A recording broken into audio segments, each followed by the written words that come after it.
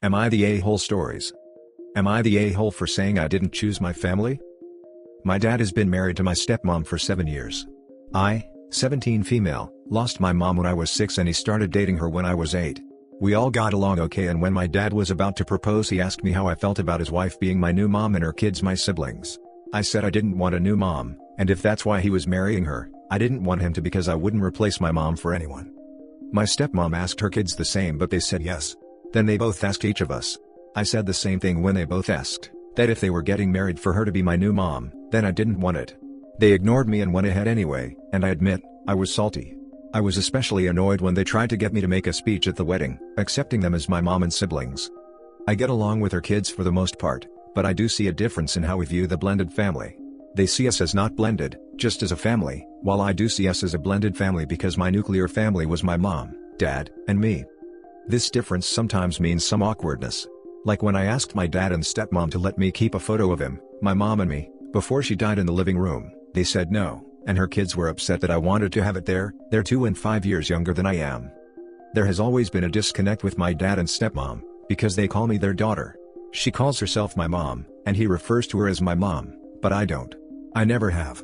Sometimes I say she's my dad's wife to others, around them I say stepmom. But I have never said mom. I call her by her first name.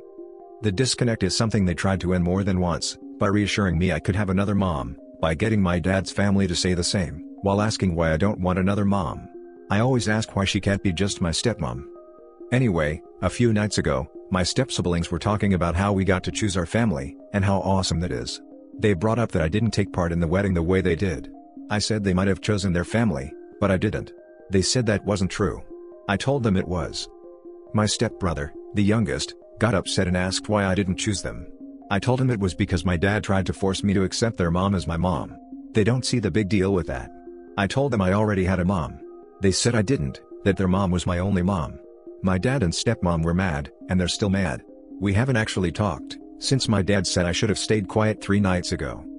My stepmom was also widowed when she was pregnant with my stepbrother. She and the kids never talk about their dad, and one time, I made a comment about our dead parents and I was told to drop it. All the photos of their time before she was a single mom are gone. The kids actually don't consider their bio dad part of anything. Am I the a-hole? Now for the top comments. Not the a-hole. You didn't choose your family. You were asked for your thoughts on the marriage, and it was sidestepped, instead of there being further conversation about it. It seems like your dad and stepmom might not be handling the loss of their spouses very well. The way they're trying to expunge the memories of them goes beyond healthily moving on after a loss. Exactly. My advice is to maintain contact with your maternal family, and make sure they have copies of all those old photos with you and your mom. Not the a-hole. What the hell? They're trying to pretend that your mom and your stepbrother's bio dad didn't exist. You have every right to feel the way you feel. If you don't want her to be your mom, then she's not. They are trying to force her on you, but that's just not how it works. You even told them that you didn't want her to be your mom and they ignored it. They probably thought, or hoped, you would change your mind after a while. It sounds like there's no use in trying to explain it to them more though. They might never understand the way you feel. I think that you're doing really good by sticking up for yourself. I don't know. With the step-siblings, it might help to point out, being older when the mom died, means OP has a lot of memories and experiences with the mom than they do their dad. So, it is natural that OP's feelings and experience will be a little different. It does not mean OP is rejecting them or their mom. Not the a-hole. Your feelings are yours and they are valid. I'm sorry that your dad and stepmom have been ignoring how you feel, and not respecting your boundaries in the family dynamic. Your stepmom should not be insisting on being called your mom, and your dad should not be supporting this. Only you get to decide who is a mother figure in your life. Family therapy may be an option to help address these issues within your family, but that only works if everyone involved is willing to listen and respect each other's viewpoints and feelings. Individual therapy may be helpful as if you want help in sorting out your feelings in this complicated situation. Sadly, therapy isn't a magic fix though, for this immediately. I wish you the best for the future. You're almost an adult, and when/if you leave home, that will give you more freedom to establish family boundaries and determine the relationship you want. Edit. Also, your step-siblings asked the question, you are allowed to answer it honestly. In supportive healthy families, that's what happens, you voice your feelings. You were not intentionally mean in any way shape or form, and should not be expected to keep the peace on something like this by being quiet. Now for the next story. Am I the a-hole for not agreeing to a name change for my daughter, despite her father wanting one? My ex and I were engaged, living together, and planning on trying for kids after the wedding. The wedding got delayed and I found out I was pregnant shortly after. My ex freaked out. Insisted it couldn't be his baby because he wasn't ready to be a dad.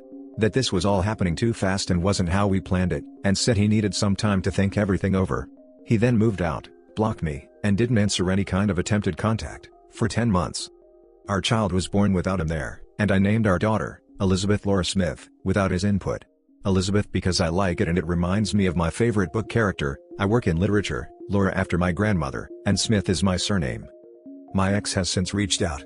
He said he waited this long because he wasn't sure how far along I was when we were together, but he figured the baby had to have been born by now. I said that his timing was a little off, because she's 5 months old. Ex has said he's planning to sort out custody. We've not discussed logistics yet, but he's unlikely to get anything before she turns 1. He asked if I'd named her yet, and I told him what I'd named her. Ex then said he hates that name. He thinks it sounds old and stuffy. He says that as his mother, Mary, has recently, November 2019, passed away, he wants to name our daughter Mary. He says Mary must be the first name, and that I can have either Elizabeth or Laura as the middle name. I made it clear, in no uncertain terms, that I will not change her name. I hate the name Mary. I hate how it sounds, both alone and with Elizabeth/Laura Smith at the end of it. Plus, I didn't like his mother either, though I didn't remind him of that. Ex said, that if we're going to co-parent, then I have to learn to compromise, and this is the place to start, and that it's unfair that I got to choose both her first and middle name. I said that if he hadn't blocked me for the better part of a year, he'd have been able to say all of this when she was born. Ex said that the above is proof that I'm being petty, and that he can undo the past, but I can prevent any feelings of dislike/resentment from him over this name in future. That as the father, he should have a say in his daughter's name. He also says that he's willing to let her be a Smith and not force me to use his surname, which he feels is proof he has already negotiated. Am I the a-hole? Now for the top comments. Not the a-hole. Pretty freaking ballsy of him to get a hold of you when your daughter is 5 goddamn months old, and the first thing he does is start making demands. I'm not even sure how he's timed this. She was a month premature, but even then, he was 4 months late to the estimated birth? And didn't speak to me for 10 months? The best math I can offer is, he's assumed I was only a few weeks along when we were last together, when I was actually closer to 4 months, and then he just counted out 40 weeks, but that still doesn't make sense. I'd say that he didn't want to deal with a newborn baby, and took his sweet time to realize he wanted to be a dad. Use the fact that the math doesn't check out, and that he is lying about it in your legal case for custody. He abandoned his pregnant wife for 10 months, and lies when coming back. If he wanted to come back when the baby was born, he could easily have kept some tabs on you, and regularly check if the baby was born yet. Not the a-hole. Jesus Christ. If this is real, you should continue the no contact. This guy is unstable. It's unfortunately real. He seems sane enough, but he's been able to get in touch because none of my contact info has changed.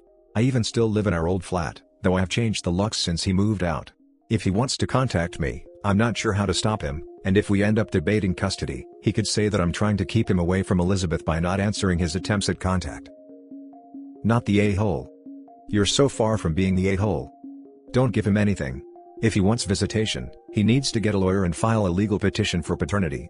And you hire a lawyer, and your lawyers, and a judge, if necessary, iron out his visitation and child support. You and your lawyer's side should be, that your ex fled when he knew you were pregnant and shouldn't have custody. His visitation should be supervised for a significant length of time, so he can demonstrate his ability to parent. And he needs to pay child support. There's a good chance he'll ghost you again when you tell him to have his lawyer call your lawyer. But definitely do not just hand this man your baby, nor change your name because he wants it changed.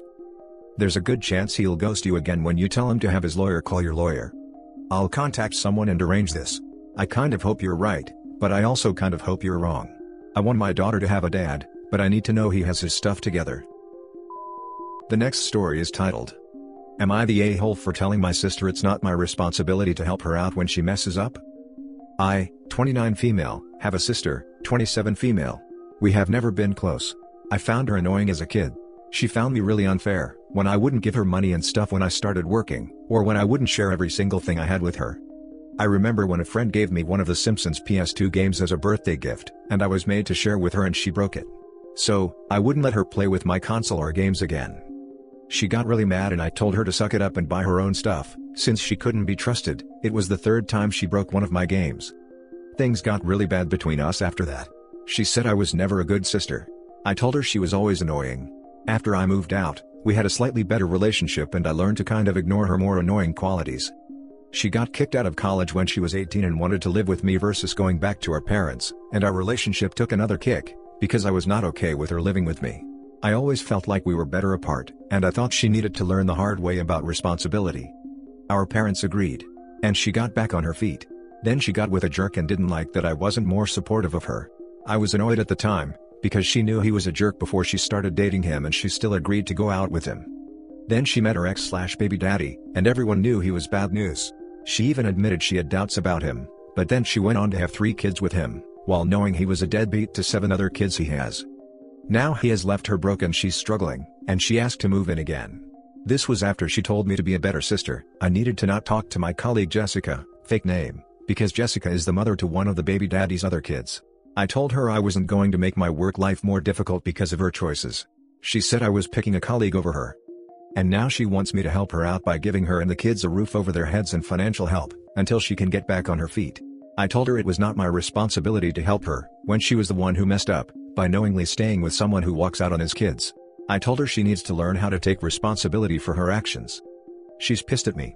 She told me I was an a-hole for kicking her when she's down, and being a bad sister. Am I the a-hole? Now for the top comments. Not the a-hole. Do not set yourself on fire to keep her warm. She has a history of not being able to accept responsibility and gaslighting. You do not need that. Have you flipped that statement back on her? Because she definitely needs to be a better sister. Yup. Remind her of some AITA age-old wisdom. That one thing about games and prizes. Also remind her that the children will ultimately be taken care of. Preferably by herself as the mother, or otherwise by CPS. Not the a-hole. You don't have an obligation to provide financial or housing support to her. However, you should maybe let the childhood slights remain in the past.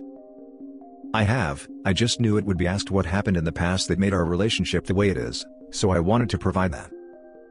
Not the a-hole. I feel sorry for the kids, but she's the one who decided to have 3 children, knowing full well that the father dipping was a very real possibility. She should have had money stashed away or been preparing for the worst at the very least. But she didn't. And now she expects you to be saddled with her and 3 children? Do not let her in. Chances are, the second she steps foot in that door, you're never going to get her to leave. Some people just don't get along, and her life choices shouldn't be a burden on you. If she's really struggling, she can seek aid. There are programs available to her. Now for the last story. Am I the a-hole for telling people the truth about why I changed my last name and making my father look bad? When I go home to visit my family and friends in my hometown, I sometimes run into people who know my father, and they find out that I changed my last name. Many people assume I got married, but I tell them no, I changed from my father's to my mother's. I try not to give out more information than that, and I do not like having everyone know my business, but some people really press me for information. If they insist on knowing, I tell them bluntly and honestly, that my father mistreated me, is homophobic, stated that he never wanted children, and I was ashamed to carry any part of his name, but proud to have my mother's. I also tell them I changed my middle name too, from my father's first name to a name of my own choosing. My brother informed me that when I say this, it gets back to my father and stepmom, both of whom think I am cruel and heartless, and even my brother thinks I go into too much detail about the reasons. That I should withhold information which he considers slanderous to my father, and just say I took my mother's name, and leave it at that. As far as I am concerned, my father does not deserve my kindness nor respect, and I should not hold back truthful information if asked. Am I the a-hole? Now for some comments. Not the a-hole. Life has consequences, and you don't have to hide or be ashamed of the reason you changed your name. Boo-boo, a grown man is mad that his adult child wants nothing to do with him because of his own actions. Speak your truth. A quote I came across recently in love is, tell your stories. If people wanted you to write warmly about them, they should have behaved better. Anne Lamott. It's not slander if it's true. Not the a-hole. As far as I can tell, that is sort of true in a legal sense as well. It's not a defamatory statement, libel, slander, etc., if it is true, or an opinion. The fact that OP changed their name is a fact, and I assume the part about the father not wanting kids, is as well. The rest are character judgments of theirs which would be considered opinions. Though, I'm guessing if you had to describe how true most of those statements are, they probably are as well. Not the a-hole. Your father doesn't deserve to get to tell you, you are unwanted and unacceptable, when you are in the vulnerable position of a child. Then get to expect you to continue to allow him to let people think of him as your father when you are old enough to do something about it. Good for you for doing something about it, and not hiding your truth. Edit, I'm still thinking of you because this hits very close to home. I want to add something. I was told many of the same things as a child, and then later as I grew older that I should at least be grateful for the meager things my immediate family, namely my father, did do. I'm going out on a limb here and assuming this also applies to you. Gratitude is a choice, not an obligation. It is a gift from you, and you do not owe it to anyone. And that's it for this video guys. If you have thoughts to share, leave a comment below. Don't forget to hit like and subscribe if you like this content. I'll catch you in the next one. Good day everyone.